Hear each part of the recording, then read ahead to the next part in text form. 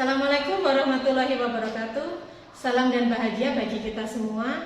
Bertemu lagi dengan saya Feni Puji Rahayu, calon guru penggerak angkatan 7 dari SD Negeri 1 Wringin-Rejo, Kabupaten Banyuwangi. Pada kali ini saya akan menayangkan sebuah video supervisi akademik dengan 3 langkah, yaitu yang pertama pra-observasi, observasi, dan pasca observasi. Dan saya ditemani oleh rekan sejawat saya, yaitu Bu Siti Aslikatun, guru kelas 1 dari SDN 1 Wringin-Rejo.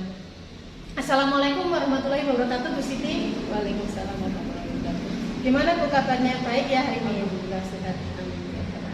Ya, seperti yang sudah kita bicarakan beberapa hari lalu, yaitu kita akan melaksanakan supervisi akademik dengan 3 langkah, yaitu yang pertama pra-observasi, observasi, dan pasca observasi. Dan pada kesempatan sekarang ini kita akan melakukan pra-observasi dengan mengajukan beberapa pertanyaan. Saya mengajukan beberapa pertanyaan kepada Ibu. Dilanjutkan dengan kegiatan observasi, yaitu pengamatan langsung ketika Ibu mengajar di dalam kelas. Jadi saya nanti minta izin kepada Bu Siti untuk masuk ke dalam kelas saat Ibu mengajar anak-anak. Lalu selanjutnya langkah pasca observasi, nanti kita akan berbincang-bincang mengenai observasi tersebut yang ditemani oleh Bapak pengajar praktek saya. Begitu ya Bu ya. Sekiranya Bu Siti sudah mempersiapkan untuk kegiatan ini. Insya Allah siap. Baik, kita mulai saja Bu dengan kegiatan pra-observasinya. Saya akan mengajukan beberapa pertanyaan. Pertanyaan pertama yaitu, apa tujuan pembelajaran yang ingin dicapai oleh Ibu Siti pada saat kegiatan pembelajaran observasi besok? Untuk tujuan pembelajaran yang akan kita pelajari besok adalah untuk mengenali bentuk benda dan menangkap karakteristik siswa dari bentuk benda tersebut, agar siswa bisa menyebutkan atau membedakan ciri-ciri bangun ruang seperti kubus, balok, tabung, dan lain-lain. Ya, berarti besok itu tujuan pembelajaran yang ingin Ibu capai adalah mengenalkan kepada anak-anak bentuk bangun datar dan menangkap karakteristik dari bangun datar tersebut. Begitu ya Bu ya? Lalu dengan tujuan pembelajaran tersebut, kira-kira kompetensi apa yang ingin Ibu kembangkan? Mengenai kompetensinya yaitu mengenai alat peraga. Kira-kira alat peraga itu yang bisa menarik bagi siswa dan mudah dipahami siswa tersebut. Contohnya yang akan saya gunakan seperti kaleng, kardus, dan lain-lain. Ya, berarti Ibu Siti nanti akan mengembangkan kompetensi bagaimana menggunakan alat peraga yang dapat menarik siswa. Begitu ya Bu ya? Ya. Mungkin selama ini Ibu Siti mengalami kendala atau masalah dalam pembelajaran. Mungkin bisa disebutkan Bu, masalah apa saja? Kendala di dalam kelas saya itu biasanya mengenai karakteristik siswa, karena masalah siswa itu karakteristiknya itu sangat berbeda-beda. Ada yang sebagian siswa daya tangkapnya mudah untuk mencerna masalah pembelajaran, ada juga yang kadang ada yang lambat. Oh iya. Kalau bisa saya pahami yang Bu Siti katakan, yaitu masalah yang mungkin Bu Siti temui dalam pembelajaran adalah yang pertama, mungkin karakteristik siswa dalam satu kelas itu berbeda-beda, gitu ya Bu ya. Ada yang daya tangkapnya lambat dan ada yang daya tangkapnya cepat. Lalu bagaimana untuk mengatasi masalah atau hambatan tersebut Bu? Misalnya Bu Siti melakukan strategi apa untuk mengatasi hal tersebut? Strategi yang saya lakukan yaitu mengenai pembelajaran berdiferensiasi sesuai kebutuhan belajar siswa. Untuk melakukan model pembelajaran saya pakai pembelajaran konseptual. Ya, berarti nanti strategi yang akan Bu Siti gunakan adalah pembelajaran berdiferensiasi di dalam kelas ya Bu ya, sesuai dengan kebutuhan belajar siswa dan dengan melakukan model pembelajaran kontekstual. Seperti itu ya Bu ya. Terus untuk komitmen ini Bu, komitmen apa yang akan Ibu buat untuk menjalankan strategi tersebut Bu? Komitmen apa saja? Komitmen yang saya lakukan yaitu selalu konsisten membuat kesepakatan kelas di awal pembelajaran dan menggunakan alat peraga yang menarik bagi siswa agar siswa tersebut bisa memahami pembelajaran yang saya ajarkan di kelas. Ya, berarti Bu Siti akan menjalankan sebuah komitmen, yaitu yang pertama selalu melaksanakan kesepakatan kelas dulu sebelum pembelajaran dimulai, begitu ya Bu ya, dan menggunakan alat peraga yang sekiranya siswa itu dapat tertarik, ya seperti itu. Lalu siapa saja Bu yang terlibat dalam kegiatan atau dalam strategi yang Ibu lakukan tersebut? Dalam pembelajaran tersebut nanti akan saya libatkan mengenai teman sejawat untuk bertukar pikiran tentang pembelajaran, juga orang tua sebagai motivator anak dalam pembelajaran tersebut yang ada di rumah, juga sebagai kepala sekolah di sini yang sebagai pembimbing utama dalam pembelajaran, yaitu ibu kepala sekolah sebagai pendukung proses belajar mengajar. Baik, berarti dalam melakukan strategi tadi yang Ibu sebutkan tadi, Ibu akan melibatkan teman sejawat ini untuk mungkin berbincang-bincang atau bertukar pikiran ya Bu ya, untuk mencari solusi. Lalu orang tua juga sangat berperan ya Bu dalam motivator anak belajar di rumah, dan kepala sekolah juga berperan sebagai pendukung kegiatan belajar mengajar di sekolah. Nah, sepertinya kegiatan percakapan kita kali ini sudah membuahkan sebuah solusi ya Bu ya. Nanti apa saja strategi yang Ibu munculkan. Nah, nanti kita akan melakukan observasi ini kira-kira tanggal berapa Bu? Kira-kira insya Allah pelaksanaannya diambil hari Senin.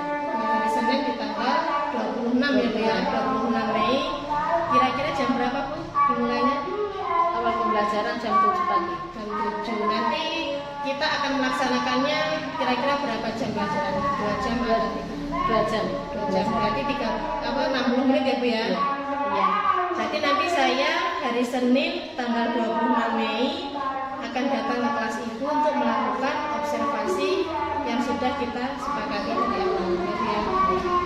Baik Bu Siti, terima kasih atas waktunya sudah meluangkan waktu dalam melaksanakan pra-observasi ini, dan saya juga mengucapkan terima kasih yang sebanyak-banyaknya. Baik Bu Siti, wassalamualaikum warahmatullahi wabarakatuh. Waalaikumsalam.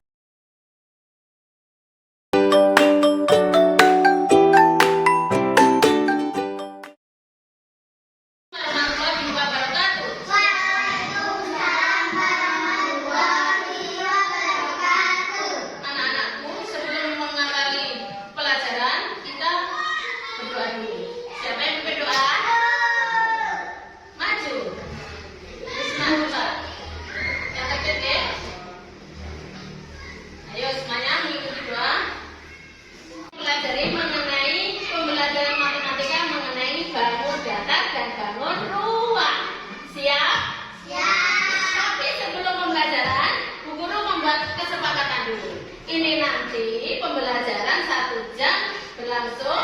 Anak-anak kira-kira rame enggak? Rame enggak?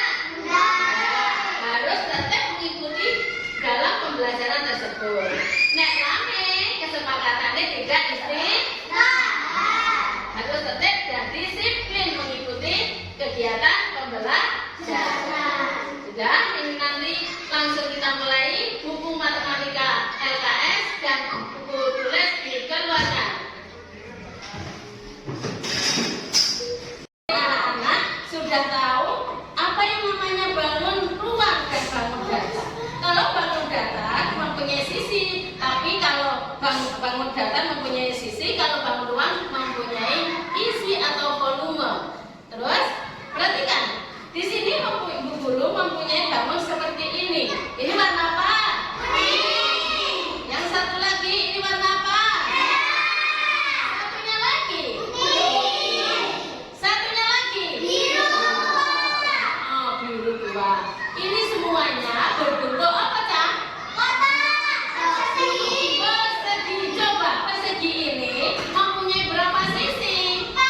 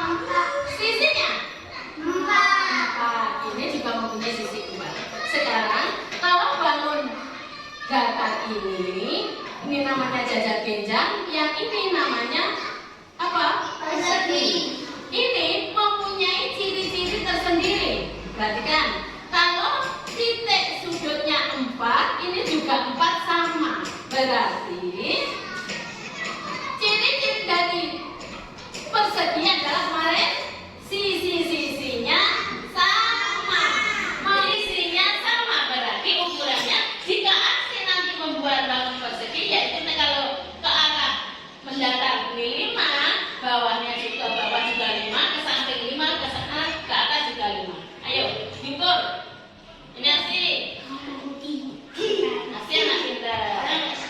Ayo, sini dulu sih, sini dulu sih. Nah, ke samping lagi sampai 30 sih.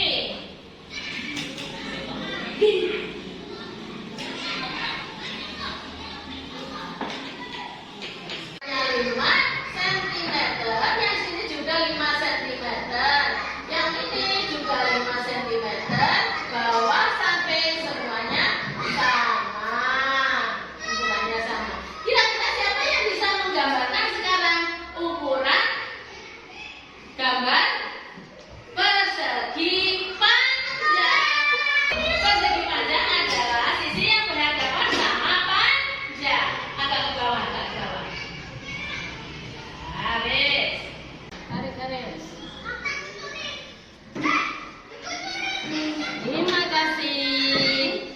Nah, enggak apa-apa sudah. Betul? Kita membuat lingkaran seperti ini. Bangun datar. Kita membuat bangun ruang. Contohnya bangun ruang yang sudah kamu bawa seperti kardus. Kardus ini berbentuk bangun apa? Bangun. Namanya apa? Balok. Balok ini mempunyai sisi, mempunyai sisi, mempunyai rusuk dan mempunyai titik sudut. Coba hitung dulu. Ayo hitung. 1, 2, 3, 4, 5, 6, 7, 8. Kira-kira mempunyai berapa titik sudut? 1, 2, 3, 4, 5, 6. Kira-kira ada berapa sisi? Ada 6 sisi.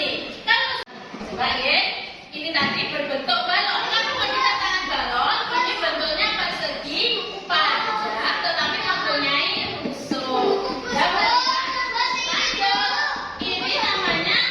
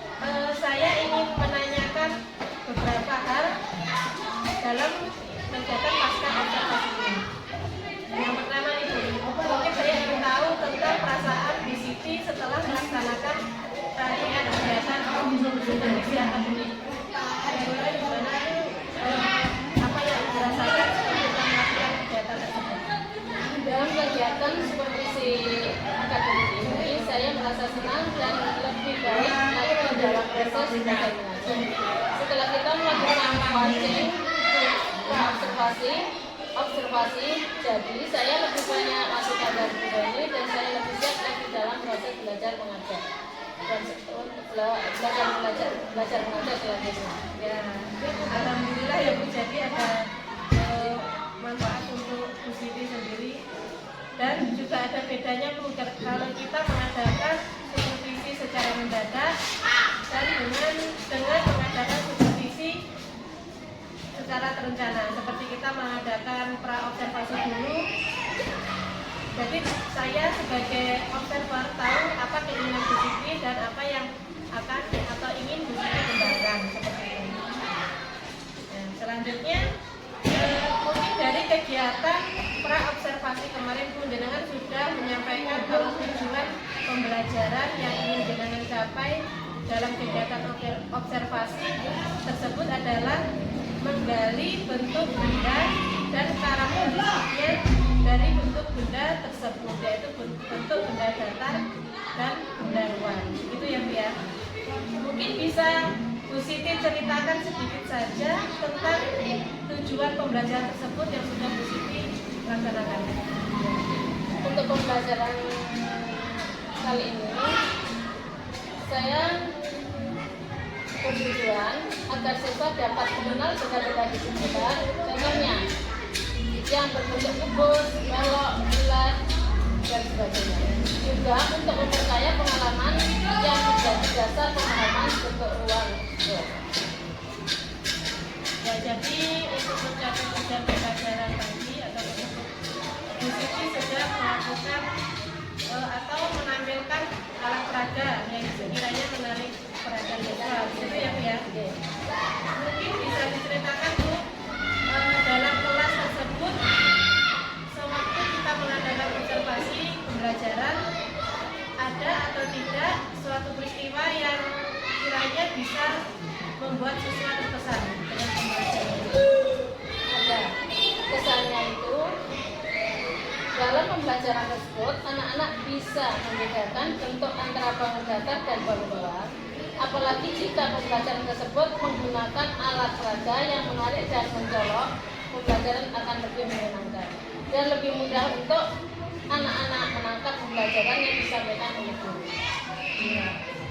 Baik Bu Siti, dalam kegiatan observasi saya sudah mencatat beberapa hal, jadi refleksi untuk kita tentang pembelajaran yang sudah dilaksanakan. Akan saya sampaikan, mungkin Bu Siti ingin menyanggar atau mengkonfirmasi nanti tentang catatan saya ini. Yang pertama kaitannya yaitu dengan penggunaan metode pembelajaran kontekstual. Saya melihatnya itu sudah cukup baik dan Bu Siti juga sudah melaksanakan metode pembelajaran tersebut. Suatu contoh ketika Bu Siti sedang memperagakan atau menerangkan atau menyampaikan suatu materi bangun datar dan bangun luar. Bu Siti juga mengaitkan dengan kehidupan sehari-hari. Misalnya anak-anak disuruh membawa kardus, terus kaleng susu, seperti itu ya Bu ya. Terus yang kedua yaitu tentang penggunaan alat peraga yang menarik. Nah, Bu Siti juga sudah menunjukkan ke anak-anak alat peraga yang bentuknya itu bangun ruang dengan bentuk yang lucu-lucu dan warna yang mencolok. Ya, seperti kita tahu kalau kelas 1 itu sukanya kan biasanya warna-warna yang mencolok. Mereka semangat gitu ya. Untuk apa? Untuk pada proses pembelajaran sehingga mereka lebih paham. Dan yang terakhir yaitu tentang penugasan. Bu Siti juga ketika pembelajaran di akhir itu memberi penugasan yang tidak monoton. Ya, saya perhatikan juga ketika Bu Siti menyuruh atau meminta beberapa siswa untuk maju menyebutkan rusuk bangun ruang atau sisi bangun ruang seperti itu. Juga Bu Siti memberi penugasan berupa tugas kelompok yang dapat mendorong kolaborasi antar siswa. Mungkin Bu Siti ingin menambahkan lagi apa yang menjadi catatan saya tersebut. Untuk